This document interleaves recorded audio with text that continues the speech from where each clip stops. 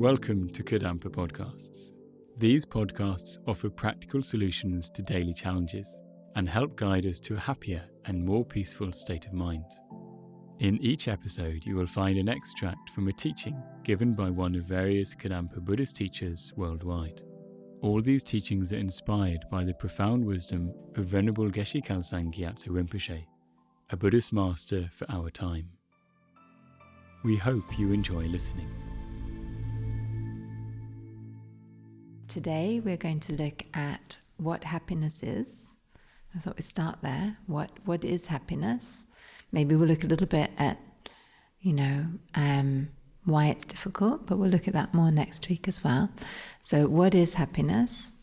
What is meditation and how does it help us to be happy? And how can we establish and maintain, or actually I think I wrote down sustain, a daily meditation practice. That's slightly different from maintain, isn't it? Sustain it, keep it going. Okay, so these three things, that's what we're going to focus on today. What is happiness? What is meditation? And how does it help us to be happy? And how can we establish and sustain a daily meditation practice? If we wish. You might not wish to, but if we wish to. And I would recommend it. Like the dentist, the dentist is always going to say floss every day, aren't they?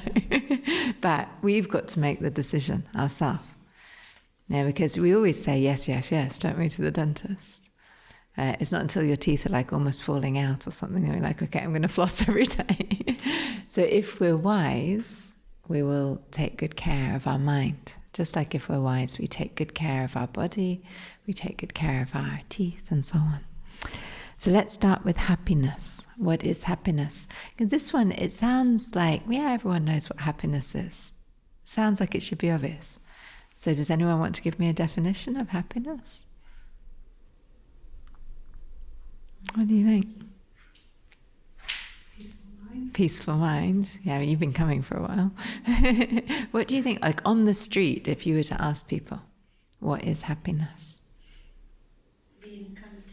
Being content, that's also some wisdom there because it's an inner experience. But what do we actually put our energy into when we're trying to find happiness? How much energy do people put into being contented? Not so much, is it? A lot of material things, yeah.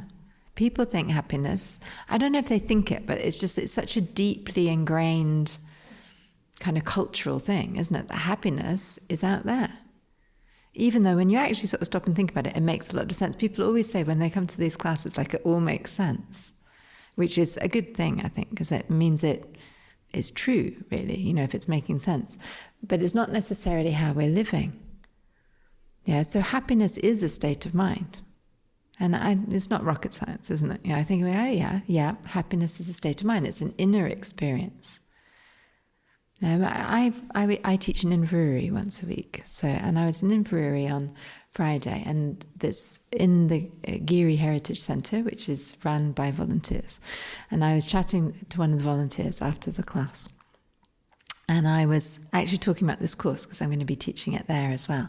And I said, can we put some of the publicity on the counter, because this is a really accessible course that everybody needs. Find your happy life. And she said, I'm really lucky. I've got a lovely daughter, I've got a lovely grandchild, I've got a lovely house, I'm happy. And I was a bit naughty because I said, well, what happens if you lose all of those things? And she was like, don't say that. So what, people can easily think it is those things. Now, actually, if we had longer with her, we could have looked at that, because what's making her happy about the lovely grandchild, the lovely daughter, and so on, is probably her love for them, which is inner.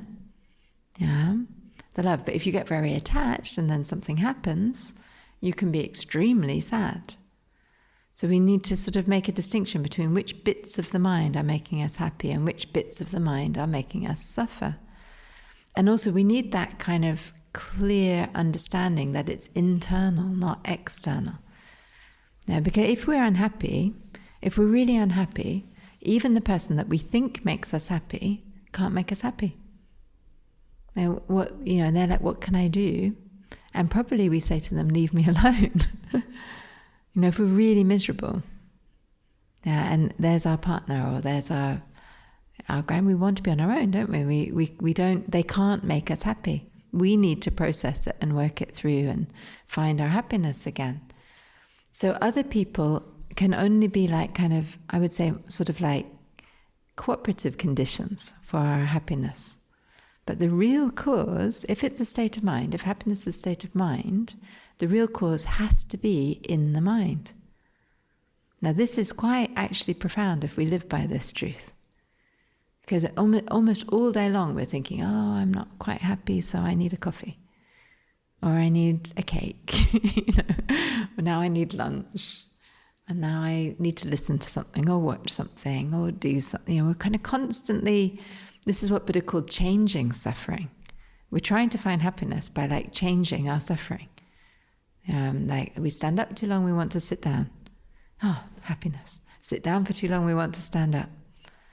Yeah, so what we're doing with meditation is actually going right to the root of happiness. This is one thing that I wish everybody understood. There's two things. One we'll look at next week, the other one, which is about how to solve problems. But everybody, absolutely everybody, could benefit from really appreciating this truth. Happiness is a state of mind, and therefore its real causes cannot be found outside of the mind. Yeah, so then it raises the question, doesn't it? Like, what is the real cause of happiness, which we're going to look at in a moment. So the main cause of happiness is in the mind, and this is explained in various books. So in the introduction of How to Understand the Mind, it says happiness and suffering are feelings, parts of our mind. And so their main causes are not to be found outside the mind. If we really want to be truly happy and free from suffering, we must improve our understanding of our mind. Okay, so start putting a little bit more energy into that, the source of happiness and suffering. That's what we're doing here, every class actually. And I've been doing it for 24 years and I'm not bored. The mind is incredible. And it's tricky and it's complicated. So it's a big process. But definitely, even some small changes can lead to some big improvements in our happiness. So then if we look at 8 steps to happiness, there's lots of sections that talk about happiness in this book, for obvious reasons, because that's the title. But it explains on page 3, everyone wants to be happy and no one wants to suffer. But very few people understand what is the real cause of happiness and what is the real cause of suffering.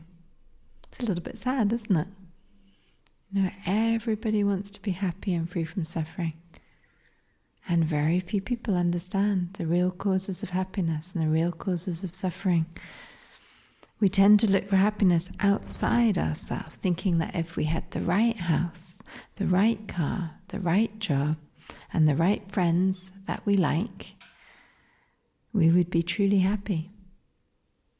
We spend almost all our time adjusting the external world, trying to make it conform to our wishes. All our life we've tried to do this, surrounding ourselves with people and things that make us feel comfortable, secure, or stimulated. Yet we have not found pure and lasting happiness. Okay, so it goes on actually. It gives like many more examples. It's like, we try to improve the house, and then after a little while we want to do something else to the house, don't we? Yeah, my mum's a good example of this. She lives in a house that her dad built.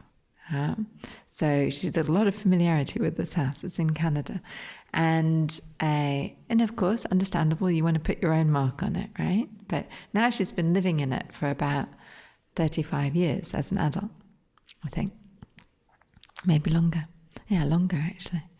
And you would think you would reach the limit of things that you could do to one house. So I sort of tease her about this sometimes, but she's done all sorts. Like there used to be a little step from the kitchen to the hall, tiny little step. Let's make a slope. It's got a slope now. The door used to be a square, now it's an arch. There's a cupboard from that bedroom that got moved to that bedroom. There's, all sorts of things like that. Let's put a conservatory on. Let's put blinds in the conservatory. Let's put a gazebo up. Let's take the gazebo down. Let's put a greenhouse up. Let's plant trees. Let's cut a few trees down. It goes on, doesn't it? It's apparently endless. So we're never going to reach that point where it's perfect. The same here, at least when we do it here, it's for the benefit of many living beings, But this centre was renovated during COVID. So when I arrived, it was a shell. So I can tell you pretty much everything that's gone into this building. But amazingly, it's still not done, because then something else goes wrong, doesn't it? Or something else needs fixed or upgraded or improved. That's normal with the external things. So if we put all of our energy into those things, we will never get to that perfect point. We actually need to check and think, well, have I found lasting peace and happiness that I'm looking for? I think it's worth checking. And maybe we don't stop to check sometimes. And if the answer is no, then think, okay, I'm going to try something else. Maybe it is time to try something else. Something that actually is easier and cheaper than changing the house endlessly or constantly thinking about holidays and so on. We just had a weekend retreat, and you can think about coming on a weekend retreat. I really recommend them. And in this weekend retreat, we had literally 48 hours. You come on Friday, you leave on Sunday. And people left happy. And they more than happy. They got more than they even imagined they would get. And they left saying that they felt nourished and they felt like it was the best holiday ever.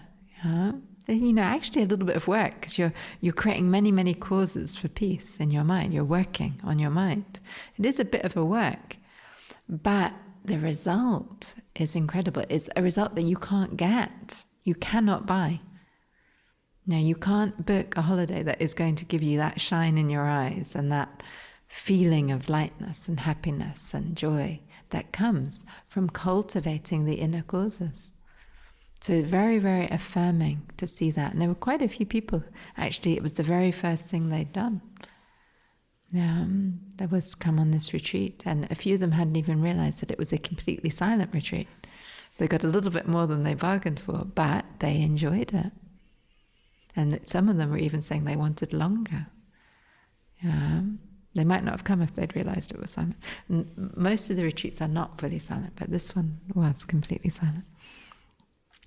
Okay, so we just sort of reflect a little bit, and we can even reflect on history, and we can think, that what is history? It's the history of people trying to find happiness in external things and trying to solve all the problems externally. But if we check, there's no less problems. There's no less suffering. People are not actually happier. We have so much nowadays, don't we? We've got washing machines and blenders and comfortable beds and, so many incredible things. And I'm sure every time someone invented one of these things, they thought that'll make them happier. Well, how happy does your washing machine make you? How actually happy? It makes you unhappy when it breaks. But it's not like, oh, my washing machine, it makes me happy. Maybe if you've never had a washing machine or something, for a little while it makes you happy. But then we just get used to it, don't we?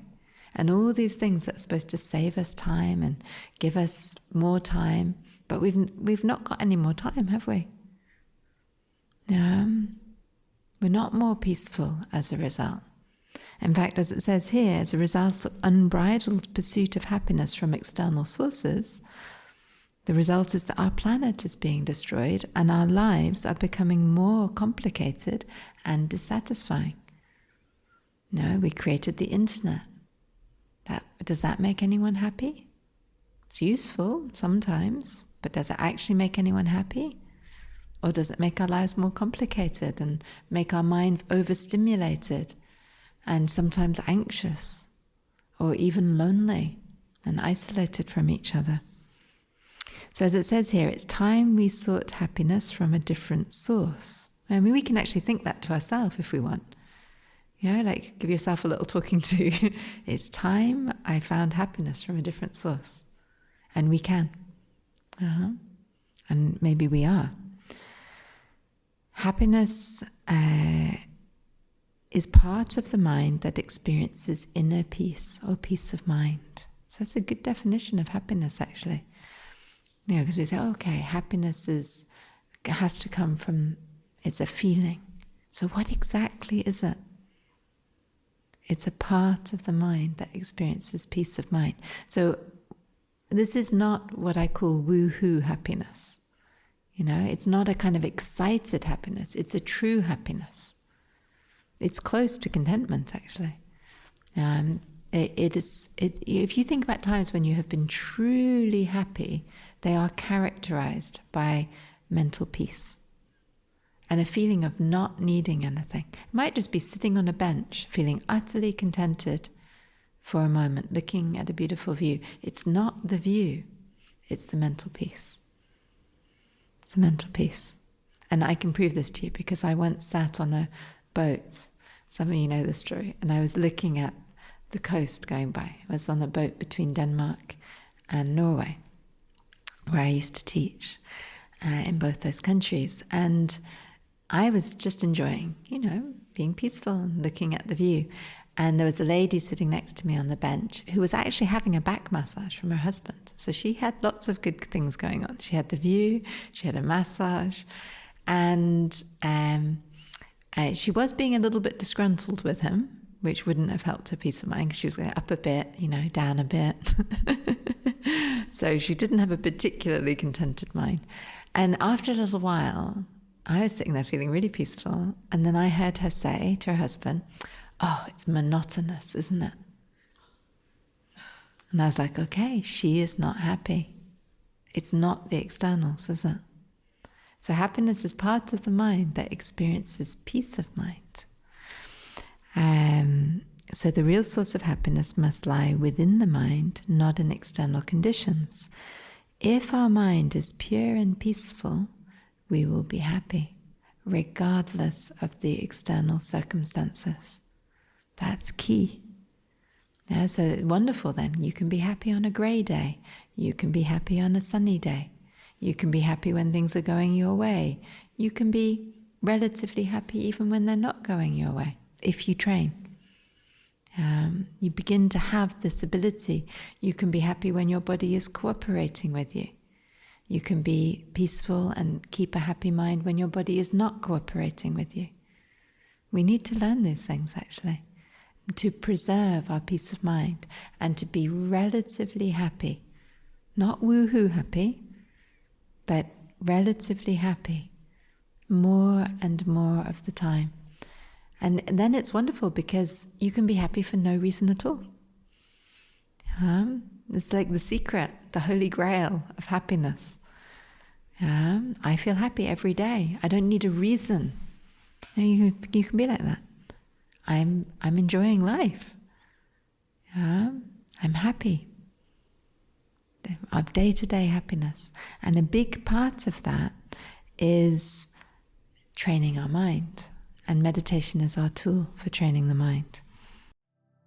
If you feel inspired by this podcast, then dive deeper into timeless wisdom of modern Kadampa Buddhism by following the link in the episode description.